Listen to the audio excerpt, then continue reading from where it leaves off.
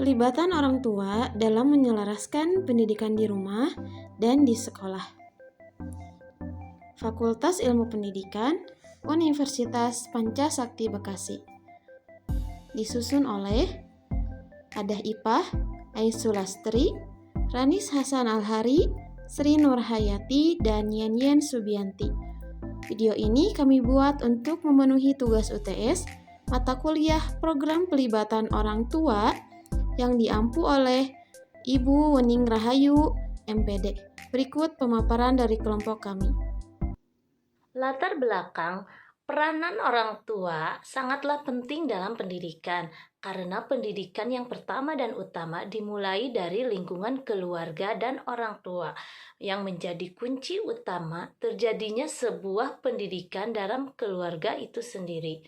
Peranan orang tua bagi pendidikan anak menurut Hasan tahun 2020 halaman 19 adalah memberikan dasar pendidikan, sikap, dan keterampilan dasar seperti pendidikan agama, budi pekerti, sopan santun, estetika, kasih sayang, rasa aman, dasar-dasar untuk mematuhi pelaturan, dan menanamkan kebiasaan. Anak diibaratkan sebagai kertas putih yang tidak ada noda sama sekali. Menurut teori tabula rasa, orang tua lah yang akan menjadikan seorang anak itu menjadi pribadi yang baik atau buruk. Pendidikan formal di sekolah merupakan pendidikan kedua setelah pendidikan dari orang tua di lingkungan keluarga.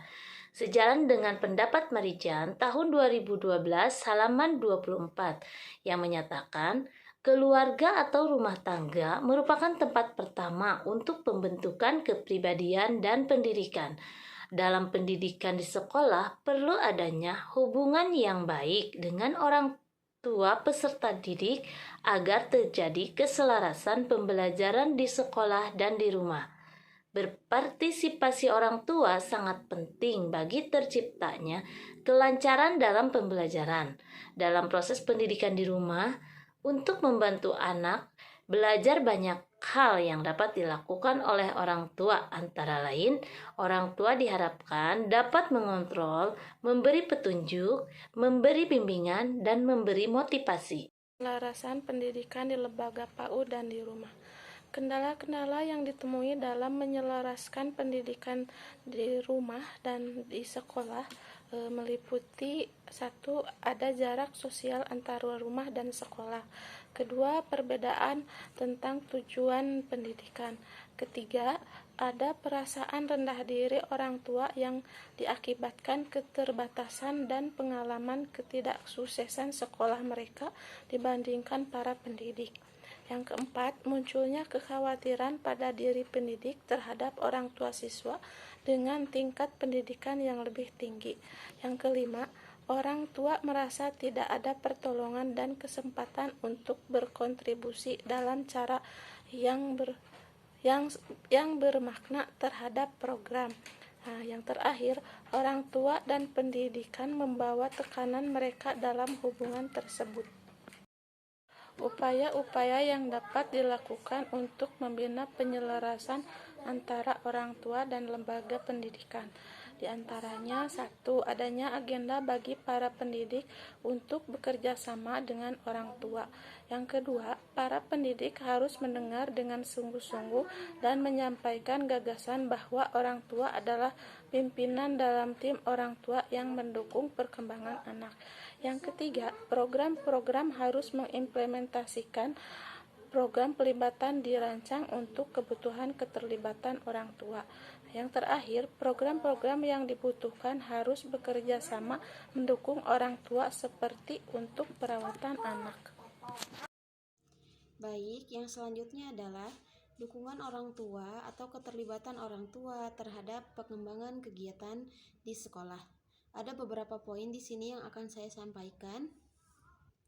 Yang pertama adalah mengontrol waktu belajar dan cara belajar anak. Yang kedua, menciptakan suasana belajar yang mendukung bagi anak. 3. Jadwalkan waktu belajar yang teratur. 4.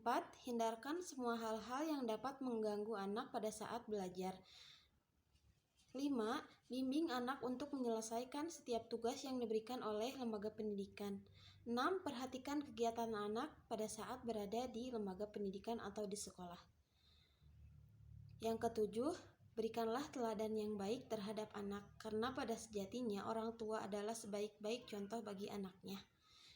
Yang kedelapan, apresiasi setiap usaha yang telah dilakukan oleh anak. 9. Memantau berbagai aspek perkembangan atau yang dilalui oleh anak. 10. Memantau aktivitas jam belajar di lembaga pendidikan.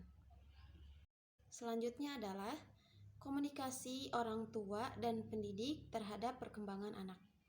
Bentuk-bentuk kegiatan komunikasi perkembangan anak antara lain kunjungan rumah, kunjungan ke sekolah, percakapan di telepon, kunjungan secara kebetulan, pertemuan antara orang tua dan pendidik, kelompok-kelompok studi, rapat orang tua yang terencana, laporan berkala, serta buku pedoman orang tua.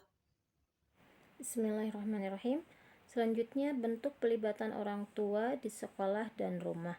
Yang pertama ada parenting. Parenting merupakan suatu kegiatan untuk membantu keluarga supaya memahami perkembangan anak, keterampilan pengasuhan yang sesuai, kondisi rumah yang mendukung pembelajaran anak, dan membantu sekolah memperoleh informasi tentang anak. Pendidik dapat memulainya dengan cara mendengarkan setiap keluhan atau persoalan yang dihadapi orang tua. Jawaban dari persoalan tersebut merupakan informasi yang diperoleh dari pakar profesional sesuai dengan bidangnya. Pada kegiatan parenting, sekolah dapat menghadirkan seorang ahli yang dapat menjelaskan suatu pokok permasalahan, memutar film, atau melakukan diskusi guna mendukung pendidikan dan perkembangan anak. Selanjutnya, yang kedua ada komunikasi. Komunikasi merupakan bentuk yang efektif dari sekolah ke rumah dan rumah ke sekolah untuk memberitahukan tentang program sekolah dan kemajuan perkembangan anak. Komunikasi dilakukan guna bertukar informasi antara sekolah dan orang tua. Selanjutnya ada volunteer.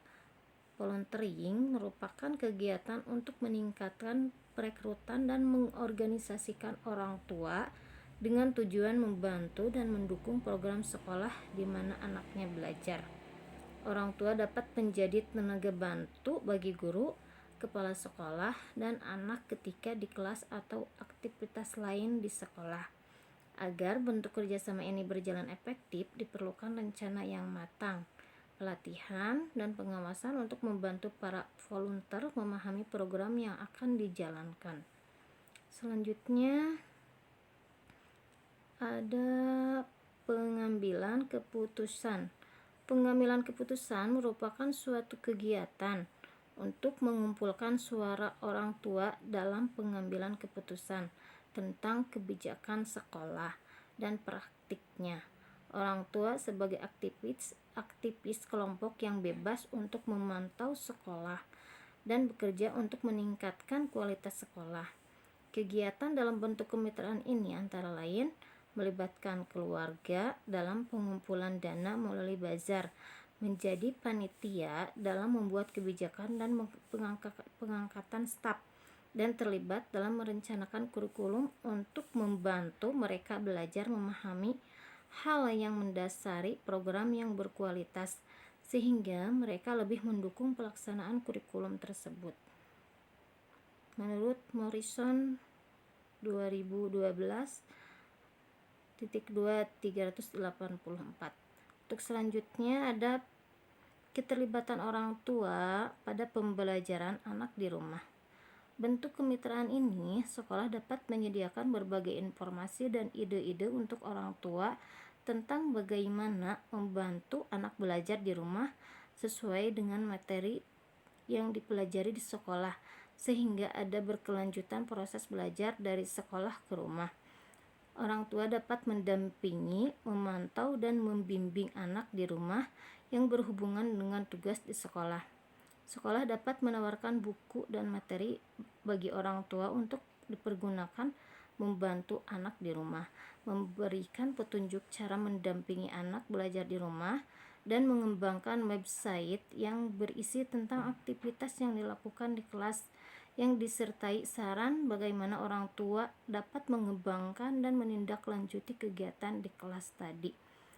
Selain sebagai pendamping belajar anak, orang tua juga berperan sebagai pendukung non-akademis seperti memastikan anak sudah selesai mengerjakan pekerjaan rumah, tidur cukup, dan mendapatkan asupan gizi yang baik, dan mengawasi lingkungan bermain yang baik untuk anak. Selanjutnya, faktor yang mempengaruhi pelibatan orang tua dan sekolahan di sekolah. Hal yang mempengaruhi pelibatan orang tua ditinjau dari pihak sekolah. Yang ke-1, sikap dari guru. Yang kedua, pandangan guru terhadap orang tua. Yang ketiga, banyak hal yang harus dilakukan namun sedikit waktu. Sekian, terima kasih. Akhirul kalam. Assalamualaikum warahmatullahi wabarakatuh. Bismillahirrahmanirrahim. Assalamualaikum warahmatullahi wabarakatuh. Saya akan melanjutkan tentang hal yang mempengaruhi pelibatan orang tua ditinjau dari pihak orang tua, yaitu 1. Kurangnya informasi, 2. Tuntutan hidup, 3. Lingkungan sekolah, 4. Pandangan orang tua. Bahwanya kesimpulannya, orang tua itu merupakan orang yang paling bertanggung jawab atas seseorang anak, yaitu dari sejak lahir hingga anak tumbuh menjadi pribadi yang berdewasa. Orang tua mempunyai kewajiban dalam memelihara dan menjaga keberlangsungan kehidupan anaknya. Nah, komunikasi merupakan bagian penting dalam kegiatan kerjasama orang tua dan pendidik dalam mengembangkan berbagai aspek perkembangan anak. Nah, bentuk-bentuk kegiatan komunikasi perkembangan anak antara lain misalnya kunjungan rumah, kunjungan sekolah, percakapan telepon, kunjungan secara kebetulan, terus pertemuan orang tua pendidik, kelompok studi, rapat orang tua yang terencana, laporan berkala, dan buku pedoman orang tua. Sekian, terima kasih.